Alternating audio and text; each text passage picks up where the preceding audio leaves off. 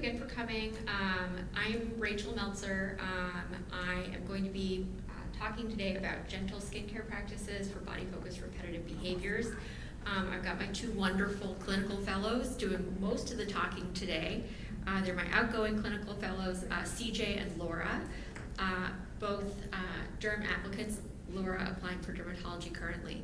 I'm the director of the Pruritus Clinic, or ITCH Clinic, at Brigham and Women's Hospital and Harvard Medical School. So we're going to be talking about some different things about taking care of your skin. A lot of them are general advice, and some of them are tailored specifically for people with BFRBs. So we'll just go over basics of gentle skincare, physical barriers, wound healing, preventing infection. I had some sample regimens in there at one point, but actually I need to update this. I took them out because I thought it was a little confusing. We're going to be talking about taking care of hair, scalp, nails, cuticle, and lips, post-inflammatory hyperpigmentation, so the dark marks left behind, and post-inflammatory erythema, redness left behind after a lesion has healed, and also scar care and management. I have a couple of disclosures. I've worked on some acne medicines and also some biologics for a condition called prurigo nodularis, not terribly relevant.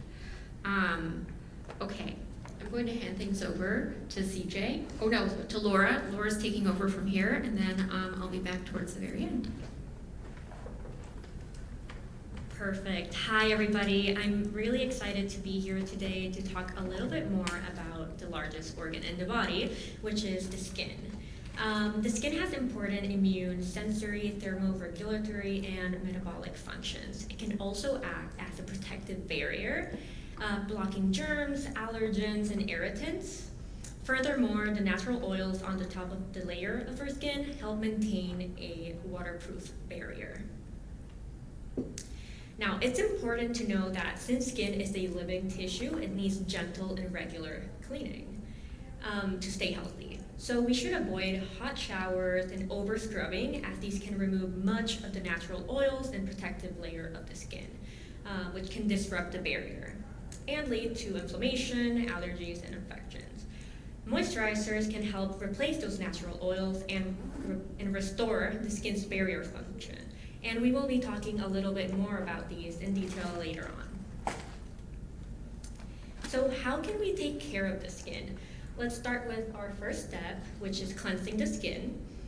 We should cleanse the skin with a gentle cleanser, warm water, and our hands. Ideally with fragrance-free products and very gentle products. And what should we avoid? All that is pictured on the right, such as scrubs, antibacterial soaps, and toners, as these can be very bad for the skin and drying and irritating, usually offering little to no benefit. Also, there is no medical need for the use of toners, such as witch hazel. If there's one thing I want you to learn from this presentation is this. Physical or mechanical exfoliation can be very detrimental for skin, as it can cause micro tears in the skin, allowing bacteria to spread and delay wound healing. In addition, items used for scrubbing the skin and that are stored in the shower are likely colonized by staph bacteria. These can lead to serious infections. If you would like to safely exfoliate the skin, then we can opt for chemical exfoliants, such as glycolic acid, urea, or salicylic acid. These can be your best choices, and you can see these at the bottom of the screen. In terms of emollients or moisturizers, what do we want? We want thick, fragrance-free products. And the best way to apply these is right after you shower, while the skin is still damp or wet.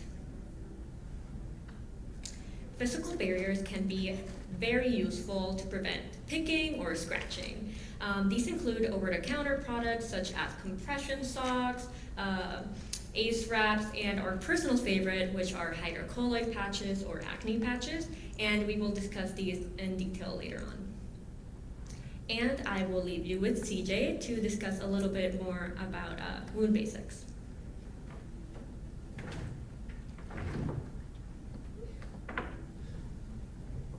Yeah, thanks, Laura. Before we get into wounds, let's first define the difference between erosions and ulcerations. Erosion is defined as the superficial loss of the epidermis, the very top layer of the skin. It's a bit like taking off the icing off a cake. The dermis remains intact, and the wound often heals without scarring because the basement membrane isn't disrupted. Now for ulcers, on the other hand, they're more serious. Think of them as wounds that dig deeper into the skin, breaching the epidermis and extending down into the dermis. The analogy here would be cutting into some of the cake itself and not just the icing. Because ulcers involves a loss of the skin's protective barrier, they often heal more slowly, are more prone to infection, and can result in scarring. Next, we have partial thickness wounds. Here, we're losing both the epidermis and a portion of the dermis.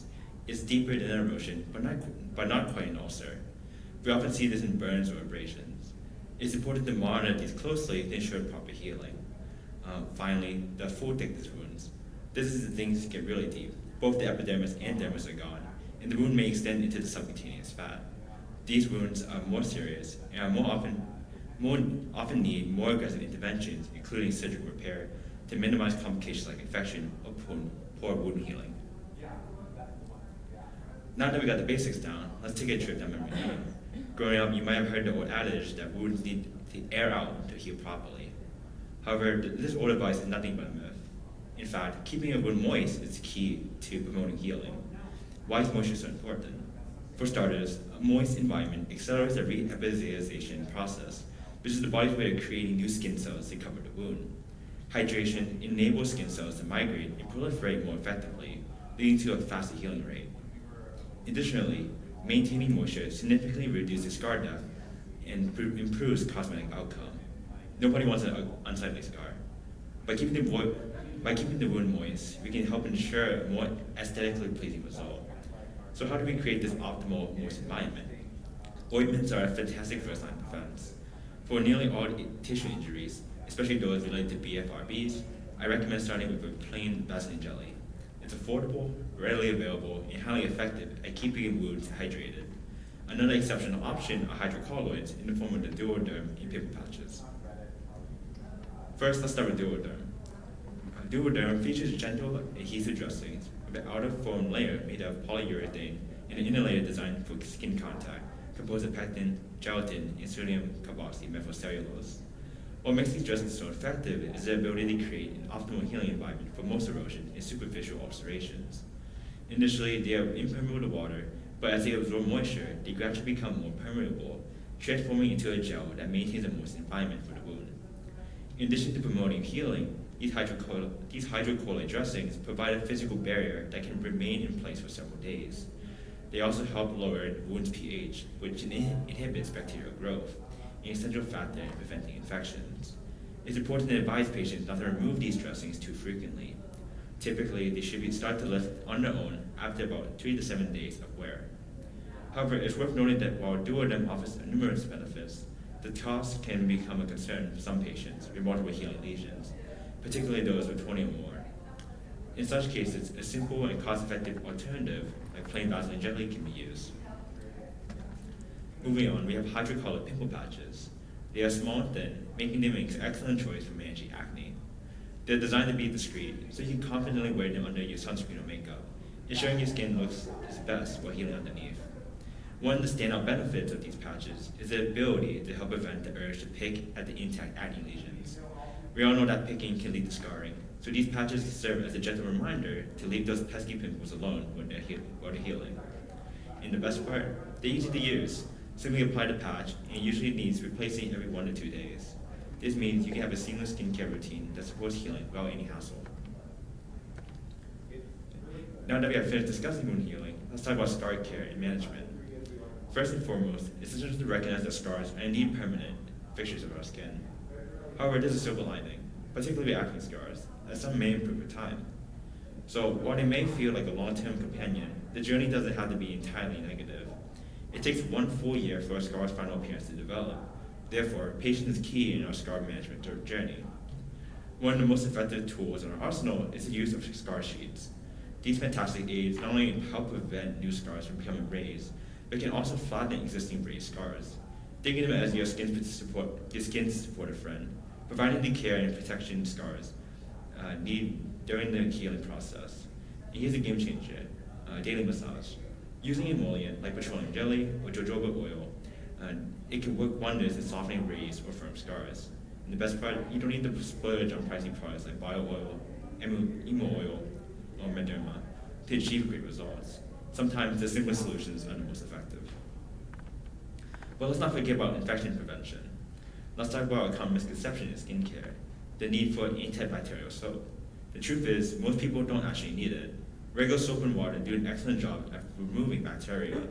So let's save the antibacterial soaps for special cases. Now for those of us battling acne, folliculitis, or recurrent skin infections, there are effective alternatives to consider. Benzoyl peroxide wash is a powerful alternative for treating acne, while CLN wash can be a great choice for those prone to skin infections. And let's not overlook hydrochloric acid spray. It's like giving your skin a refreshing protective barrier. By reducing the bacterial load on the skin and decreasing inflammation, hypochlorous acid is particularly useful in treating acne. However, here's an important tip. Steer clear of Neosporin, Polysporin, or other triple antibiotic ointments. They can be a frequent culprit for skin allergies. We want to protect the skin, not irritate it further.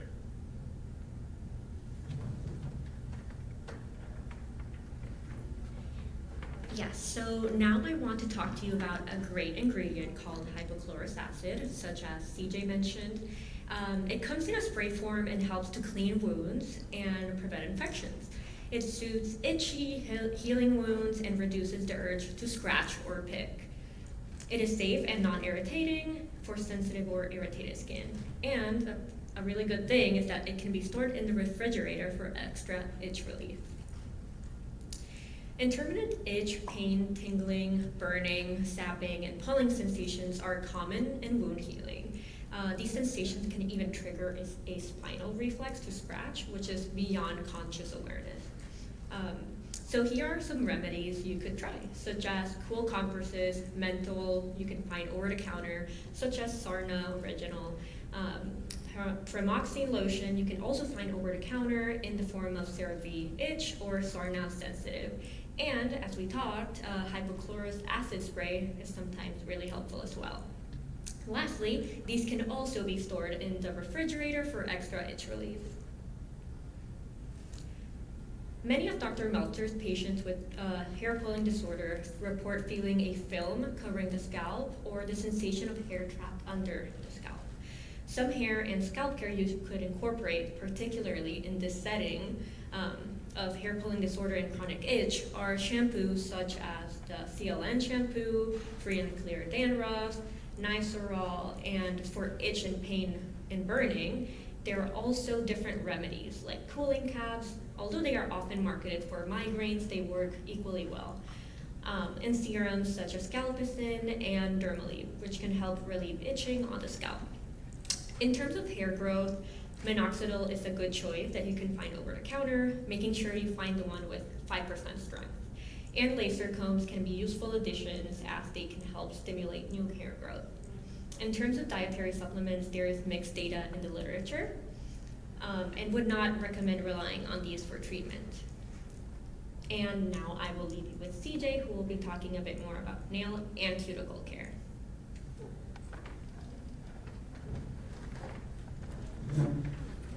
So let's delve into the essential yet often overlooked aspect of our beauty routines, nail and cuticle care. Just like our skin, our nails and cuticles require proper attention to maintain their health and appearance. Understanding the underlying mechanisms of nail health can help us make informed choices. First and foremost, keeping your cuticles protected and hydrated is crucial. The cuticle serves as a protective barrier between the nail matrix and the external environment, preventing infection and moisture loss. Dry, cracked cuticles can lead to painful hangnails and increase risk of bacterial or fungal infections.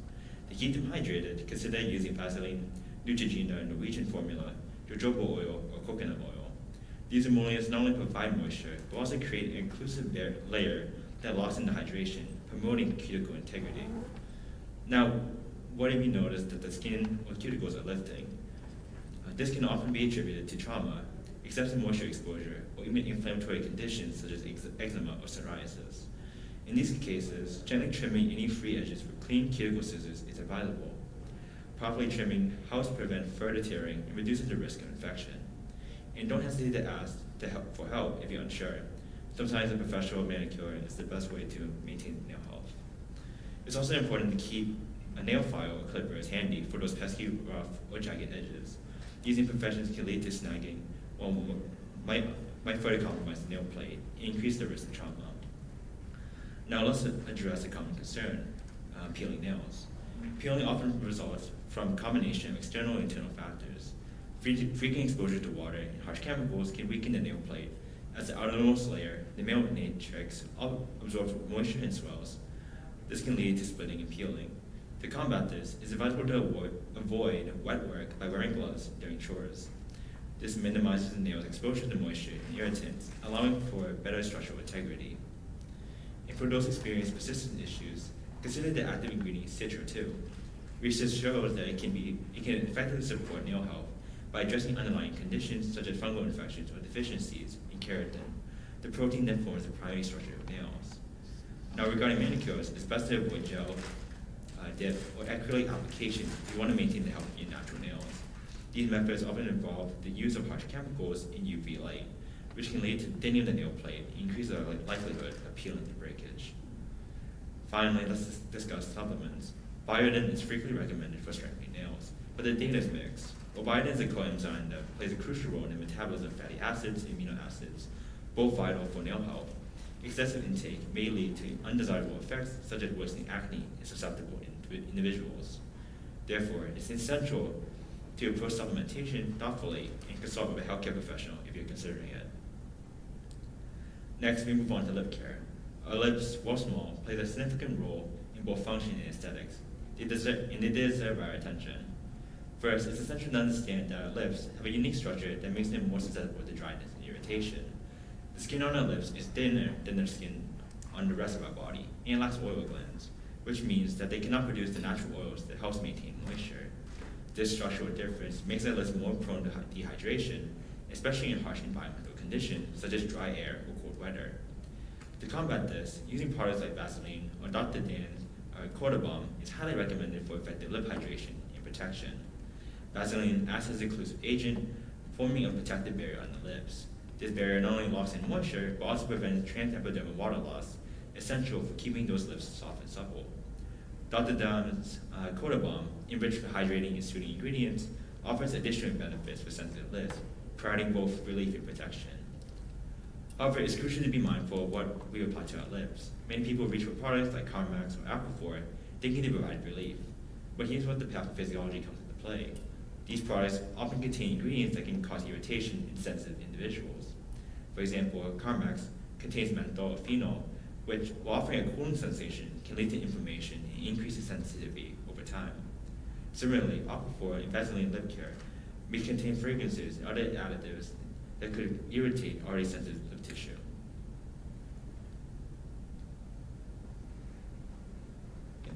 Now we have two common yet often misunderstood skin conditions: post-inflammatory hyperpigmentation and post-inflammatory erythema. While these conditions can be temporary, they can last for months, which is why it's crucial to understand their underlying mechanisms and how we can effectively manage them. Let's start with post-inflammatory hyperpigmentation. This condition occurs when the skin experiences inflammation, whether from acne, eczema, or other injuries, in response by reducing excess melanin. Essentially, the body's defense mechanism is working in overdrive to heal itself, resulting in those darker patches of skin. While PIH can be frustrating, we do have options. One effective treatment is Ambifade cream, which contains hydroquinone, inhibitor of the enzyme tyrosinase, which is critical in the melanin synthesis pathway. By reducing the activity of this enzyme, hydroquinone decreases the production of melanin, leading to gradual lightening of the pigmented area. However, it's important to remember that this should only be used for the short term, as prolonged use can lead to further skin irritation or even a paradoxical darkening of the skin. This may occur due to overcompensation by the melanocytes, or irritation leading to further inflammatory drug responses, which again stimulates melanin production. Now onto post-inflammatory erythema, or PIE. This condition is characterized by redness that persists after the inflammation has resolved. The underlying mechanism here involves the dilation of the blood vessels and increased blood flow to the affected area, which can result in the lingering redness.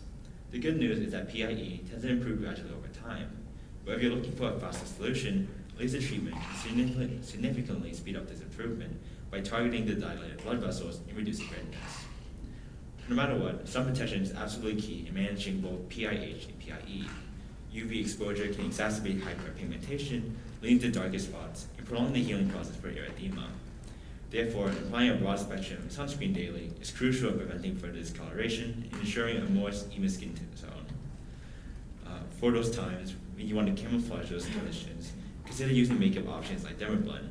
It's hypoallergenic and highly pigmented, providing excellent coverage while also being gentle on the skin. Just remember to perform a patch test on a small area first to ensure there are no adverse reactions. Also, be cautious. Avoid using any makeup on open wounds as it can lead to infection or further irritation.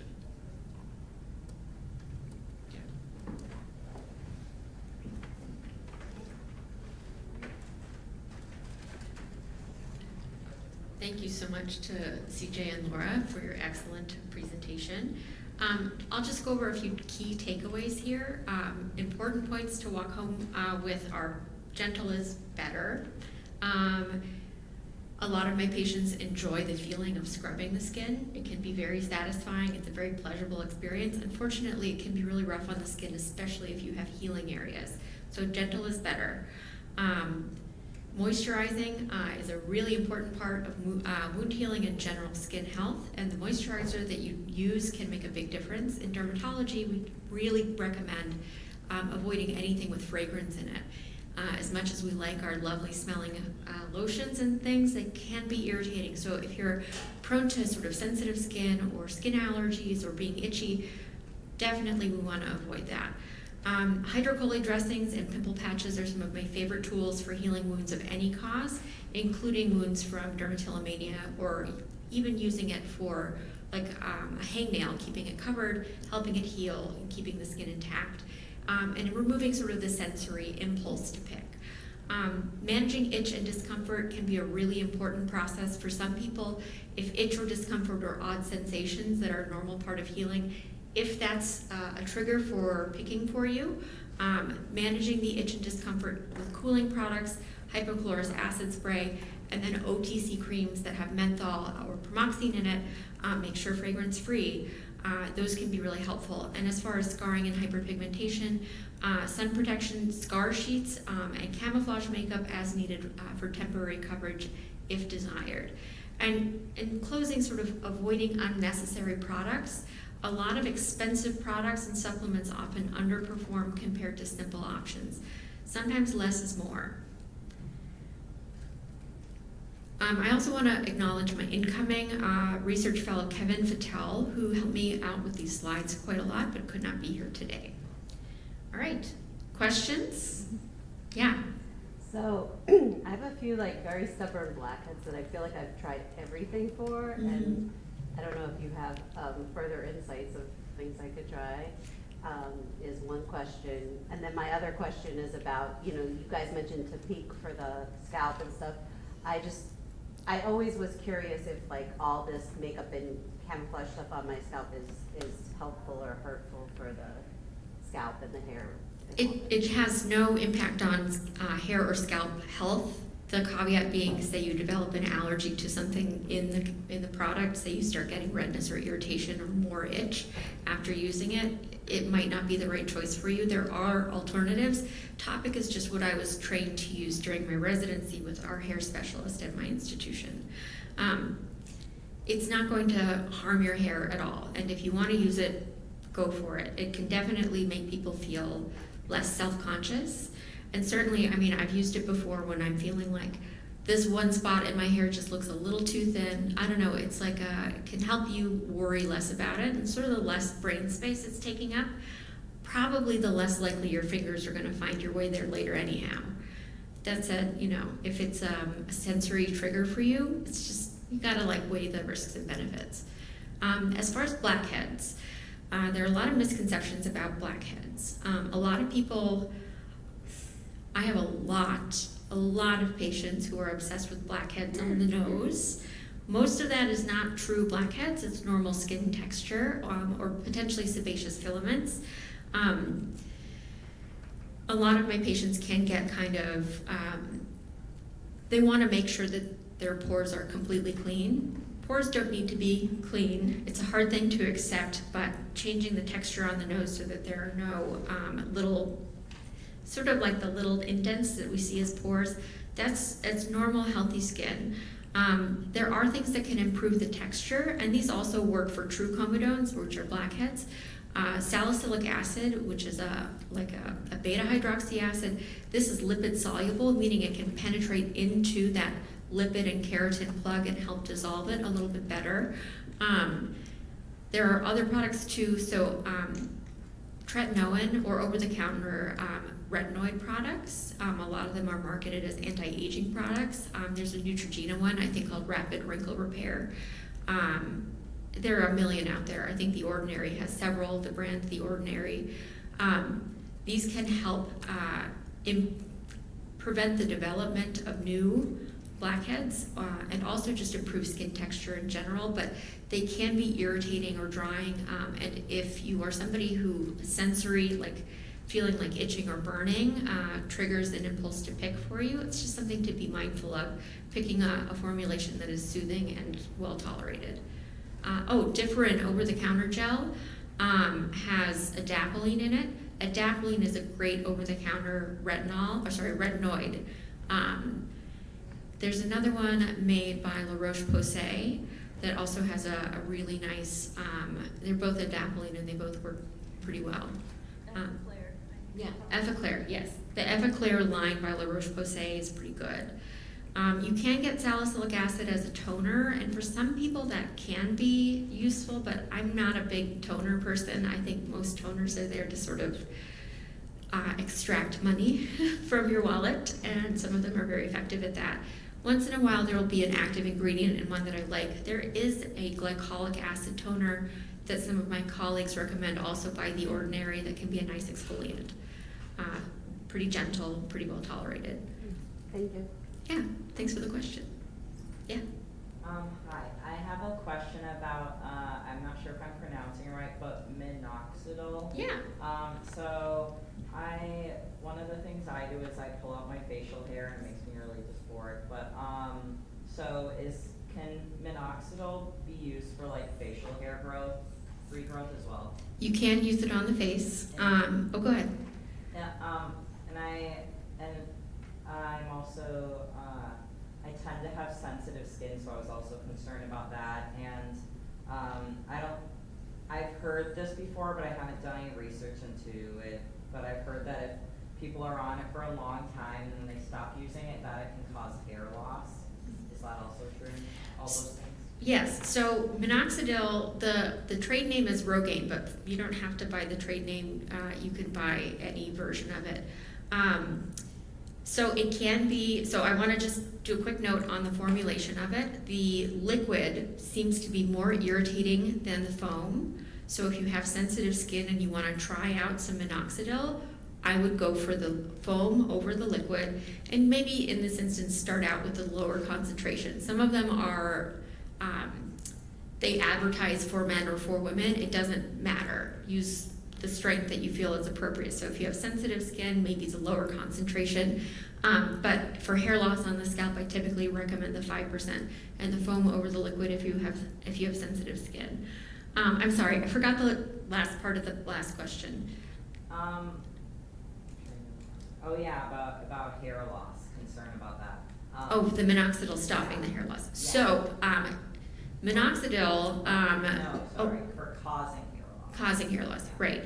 So, okay, there are two things to know about starting and stopping minoxidil. When you start it, there can be a paradoxical shed at the beginning, and that's just actually because new hairs are pushing out the old ones, and that's temporary. And minoxidil, what it does, and this is most true for pattern hair loss on the scalp. I'm not really as familiar with any data on the face, but for the scalp, if you use minoxidil, it can help regrow hair a little bit, but it mostly helps you hold on to more hair, so it can halt the hair loss, like the progress of that. When we're talking about pattern hair loss that most of us experience over time. If you stop it, you lose all of the hair it helped you hold on to. So you're no different than you would have been had you never used it, but it can be a pretty distressing experience to shed all that hair at once. And you typically can't get quite back to where you were for the scalp if you stop for a long period of time and restart it. You might get a little bit of regrowth, but we're basically starting over at the new baseline as if you had never used it before. Does that make sense? Yes, thank you so much. Of course, and yeah, hopefully, it may be different for hair on the face. It does seem to help regrow hair regardless of the cause of the hair loss. Mechanistically, I'm not sure if you would have the same extent of shedding for a non-pattern hair loss application. Thank you. You're welcome. Thanks for the question. Anyone else? I've never had fewer skincare questions in my whole life. Okay, no, you don't have to ask questions if you don't want to, but, all right. Yeah, go ahead. Right now, it's more about like the scalp. Is there anything for the hair that like can prevent it getting oily? Oh, that's a really interesting question. I have to wash my hair every day. I can't let it get oily. Yeah. And I know like it's good to wash your hair every day. Blah, blah, blah. If you need to wash your hair every day, that's totally fine. Everyone always says if you do it long enough and you practice and your hair stops getting oil. Yeah. I've tried that and it's just. Yeah, it's an internet thing. This is like what people say on the internet. There's no basis for this that I'm aware of in the literature. Mechanistically, I don't totally know how that would be the case. So if you need to wash your hair every day, wash your hair every day. Don't feel bad about it. You might get dryness at the ends, and in that case, one thing that you can try is putting in like a hair mask or even just your conditioner at the start of the shower before you put the shampoo on, and you'll get a little extra protection. And you want to avoid shampooing the ends. Don't feel bad about washing your hair every day. You can wash your hair every day if you want to. But is there anything like if I don't have to just wash my hair for not because people tell me Yeah. because I want to sleep? Yeah. That can help like I don't know, or even just make it not feel oily. Dry shampoos help a little bit. Honestly, just plain cornstarch works okay. But a lot of people don't like how that makes their hair feel. It can sort of make the texture a little bit odd. But it can help absorb some of the oil. In terms of reducing the production of the oil, there are some medications that can be taken by mouth that can help reduce oil production. The two that come to mind are spironolactone, usually at higher doses. I usually, for this, would prescribe 100 to 200 milligrams per day. And this is not safe for men or male presenting people. And the other thing that can be done is actually Accutane. Accutane is kind of an extreme option. It requires like it's a bit of a commitment. It's not like you just stop in and try it one day. It involves a lot of doctor visits, very close monitoring, and use of contraception if you're somebody who can become pregnant. It's a big ask, but if excessive oil is something that you are very motivated to go after, and if you have bad enough acne, your local dermatologist can probably prescribe that for you. I think you were next. Just in general, with the patients that you've seen that are skin pickers, say they pick because they have acne or keratosis pilaris. If you help that underlying condition, do you see the picking decrease at Yes. all? So our training in dermatology for skin picking is basically none. But the one thing we are taught to manage is what we call acne excoriae or picker's acne. And the treatment that we are taught in our textbook is to aggressively treat the acne. And so Accutane is the treatment of choice in that case. If there's nothing to pick, for a lot of people, the picking goes away. Not for everybody. Oh, sorry. I think you were next. And then we'll go to you. I have two questions about minoxidil. Mhm. When do you prescribe like the topical form versus the pill? And then another question. Like, have they ever studied if someone has no hair loss, no underlying like hormonal or conditions related to their hair, and they are given minoxidil, does their hair change? Does it become like even more? Or I don't know how it impacts someone. I'm sure there's research on this. This is not an area that I'm not like so there are hair people in dermatology. I have some training in hair, but I'm not a hair person. I think you can get a little extra hair from it. I don't know that it would be a huge effect using minoxidil in somebody with no hair loss. I'm just not sure. As far as whether to do the oral form versus the topical form, that's like a very personalized discussion I tailor to each patient. A lot of people don't tolerate the topical version of it. They don't like how it feels. It's hard to be consistent. The other thing is also if your pet's ingest it, so you say you have a very cuddly puppy that likes to, or like a cat that likes to groom your hair, it's not safe for that. So for some people, it's just not an option. I tried using it like when I was in residency, and my cat loved the smell of it and never used to groom my scalp, and then developed a habit or like started trying to, and I was like, absolutely not, no. So if that's the situation, the oral version is fine, or the oral version is preferable. Also, a lot of people just find taking a pill easier than applying something to their scalp every single day. For people who have heart conditions, certain types of heart conditions, the pill is not a great option, but for young, healthy people in most circumstances, the pill is a great choice. I prescribe it all the time. This is the other thing. If it's hard to get to a doctor to prescribe the oral version, the topical is over the counter. I can't even prescribe it because it's just purely over the counter. Yeah. So I have very dry lips, which leads to picking at them. And Yeah. I know the speaker was saying that that's common, but are there like underlying causes? Because I feel like some people don't have dry lips all the time. Yeah, so lip licking is the most common, and that can fall into a body-focused repetitive behavior bucket.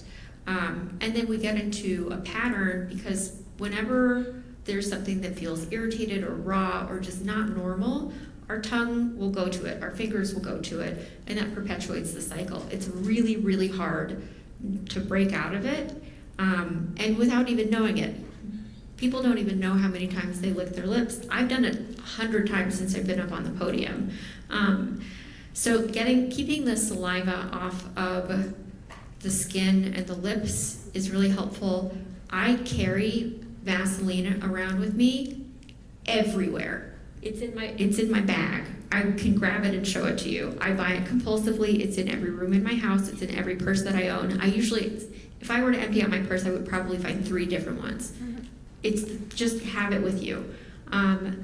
I definitely personally have a tendency to, if my lips get dry, if there's like a flake coming off, it's over. But if I have a way to sort of keep them hydrated all the time, don't ever let them dry out, that helps a ton. And then when they feel really dry, this is the other thing, it's a reflex to lick, to wet them because you temporarily feel better because you've temporarily hydrated it. But then the saliva has that irritant effect on the skin. It's hard. And the thing about Carmex, Carmex actually has some good things in it, but it also has fragrance, and I'm just like kind of militant about no fragrance because I'm an itch specialist and fragrance makes people itchy. If it works for you and you like it, there are some ingredients in it that can be helpful if you have sensory stuff. If you're more on the sensory end of things rather than the sensitive skin side of things, it might be a good option. I just am militantly anti-fragrance. Okay, I think you had a question. Yeah, it was the follow-up about the keratosis pilaris. Yes. What is the best way to treat that? KP is really hard to treat. Okay. I mean, like really hard to treat. The best thing that I have found is like a gentle salicylic acid cleanser.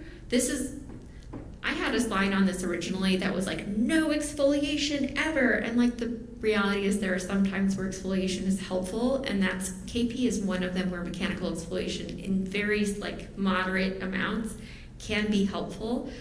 Salicylic acid, like a wash with salicylic acid, can be helpful in this circumstance. There's one from Neutrogena. It's their Body Clear Body Wash, I think. They also have a scrub, and this is the one time in my whole life I will ever recommend a scrub. Don't scrub your skin, please, except for if you're trying to get rid of keratosis pilaris on your upper arms. Gently massaging with the Neutrogena, the scrub version of that, can be helpful. Nothing fixes this forever except for maybe a very long, very unpleasant course of Accutane. Not worth it. Also, everyone has it. 90+% of adults at some point have it. It's a normal part of skin, but also I understand a really common like sensory trigger for itch or for scratching. Yeah.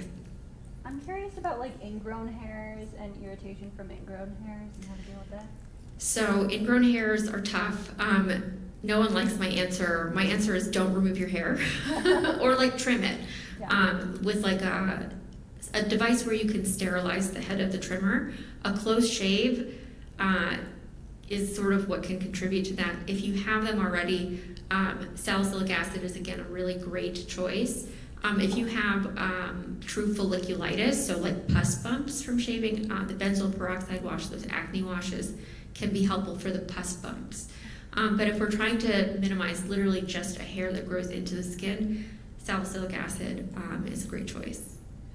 Yes. I know cuticles were mentioned, but I mean, if you really had to choose like one product for someone who's like a real cuticle picker Yeah. who wants to keep my cuticles hydrated, and Yeah. like, what would you? Vaseline. Vaseline is never the wrong answer. It's never the wrong answer. You can put it on anything and it'll make it a little bit better. Wrap Band-Aid with the Vaseline? Oh, so yeah, this is the thing about Vaseline and ointments in general. So it does interfere with the adhesive for especially the hydrocolloid dressings, but also for like if you get it on the adhesive part of a Band-Aid, it'll mess that up. So if people are trying to decide, like you can't use both the hydrocolloid dressing and Vaseline on the same lesion at the same time. It's kind of a one or the other. And if you're having a hard time getting the hydrocolloid dressing to stick appropriately or last as long as it's supposed to, or the edges are lifting, you can clean the area with a little bit of rubbing alcohol. Don't go crazy. Just a little bit of rubbing alcohol in that area, let it dry, and then that'll help it adhere. A trick I learned in residency from one of my like co-residents was to cut a little bit of a thinner version of a hydrocolloid dressing and just put it over the cuticle area that's driving you crazy. At least it'll buy you some time until you can get to your cuticle scissors and just cut it flat. Also, NAC works great for cuticles. It's great for cuticles. I have more response for cuticle pickers with NAC than with anything else. Also, if you guys how many of you guys have tried NAC? Yeah, okay. Oh, well, a lot of people. It's stinky, right? How many people were like, this is disgusting, I'm not taking this? The brand makes a difference. The one that I have found to be the least stinky is made by NOW Now, and they have two versions of it. One of them, look, we've got like a, yeah. I don't know if I use anymore, but their stuff definitely works. Yeah. Their vitamin D works. Like, Nice. mine has proven for me. Nice. So I trust most of their. Yeah. I use the Swanson one because that's what was used in the clinical trials. Mhm. It definitely has a sense. Yeah, the Swanson one is what was recommended to me by a colleague that I work with sometimes at MGH in psychiatry, but like I've recommended that to patients that they won't take it. The NAC smells a lot better, and like I said, there are two versions of it. One has a bunch of other things in it and a lower dose of NAC. I don't like that one because I don't know what the other things in it do. Get the 1,000 milligram one with nothing else in it, and then you also are getting like, for each one of those nasty pills that you put down, they're not as nasty with this brand, but for each one you get more medicine. You can take up to 4 of the 1,000 milligrams a day. Yes? Do you have any advice, like, is there anything you can do from the skincare side for hormonal-based acne? So hormonal acne is not manageable with over-the-counter products. I don't care what anyone tells you. It's just not, it just doesn't work. And up until recently, we didn't even have prescription topicals that helped with it. We have one new one, and this is one of the conflicts of interest. I did do some consulting for this, but there is a topical anti-androgen that works very, very well called Winlevi. But honestly, that's not enough for most people with a significant amount of hormonal acne. For women with hormonal acne, the treatment of choice is either birth control pills, certain ones, not all of them, some make it worse. And then spironolactone. That's my go-to, that's the first thing I prescribe. Unfortunately, like I said, there's not really anything that is proven to be effective over the counter. Hormones are their own thing. There's nothing you can put on your skin that's gonna like make you not have those hormones. Okay, cool. Oh yeah, go ahead. So I was curious about the Yeah. to cover maybe some scars. Yeah. So what's the best way to remove that that's not then striking to your skin? Okay, so the best way to remove it is to get some kind of a lipid. And so I actually, when I'm removing makeup, especially, I used to wear a lot of like waterproof makeup, like when I was like on my surgery rotation, for example, in medical school, because, you know, sometimes you're sweating or crying in the OR.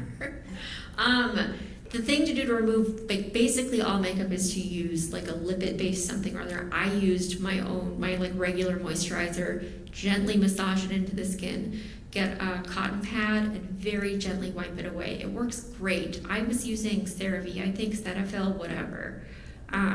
As long as it's like an emollient and really thick, you put like more than you would expect. This is like how our grandmas used to do it with cold cream. You massage a lot of cold cream in or whatever moisturizer and you gently wipe it away. Cool, okay. Oh, okay, go ahead. I came in a little late, I might have missed it, but I get a lot of questions about treating scars. Yeah, so scars are tough and it depends on the type of scar. If you're early in the wound healing part of it, keeping it moist is the most important thing you can do. Wounds don't ever need to dry out. They should never dry out if you can help it. You have better wound healing, faster epithelialization, and better cosmetic outcomes if you keep it dry for the duration of the wound healing. That's hard. A lot of people feel like it goes faster if it's dry because they're not having to put a Band-Aid on every day. But keeping it moist as it's healing is really important. Hydrocolloid dressings are my favorite. If you have a lot of body surface area to cover, hundreds of lesions, Vaseline jelly is much more affordable. And then once it has closed, so epithelialized, meaning like it's not wet anymore, you can start using scar sheets. So these are silicone adhesive scar sheets. These can be cut to size. Best to wear them for at least 12 hours a day, preferably 24 hours a day, consistently, all the time, honestly for months. They can be washed and reused. So actually after you remove them, you can rinse them under tap water and just lay them out to dry, and the next morning they're good to go. So one roll of like scar sheeting you can get a lot of mileage out of it. It's, you know, it's not that expensive. I think, you know, I've seen a roll of it for like $15, but it's definitely, it's something to try. Depressed scars are harder, and scars that have been around for a long, long time are harder. Raised scars that have been around for a long time, you can try the hydrocolloid. You can try the scar sheets, the silicone scar sheets, or gentle massage, and that can help make them less raised. But if they're depressed, there's like time, injectable filler at the dermatologist, laser treatment, there's like tricyclic acid, very concentrated direct application into the scar, subcision, like all stuff that is like not done at home. Home scar care is like, there's limited stuff that actually works, but the scar sheets have good evidence. Good, I've answered people's questions correctly. Great, wonderful. Yeah, you had the right idea. Amazing. Okay, well, thank you guys so much for your time and attention. I hope you have a great rest of your conference. Oh yeah, and a wonderful round of applause to my incredible fellows.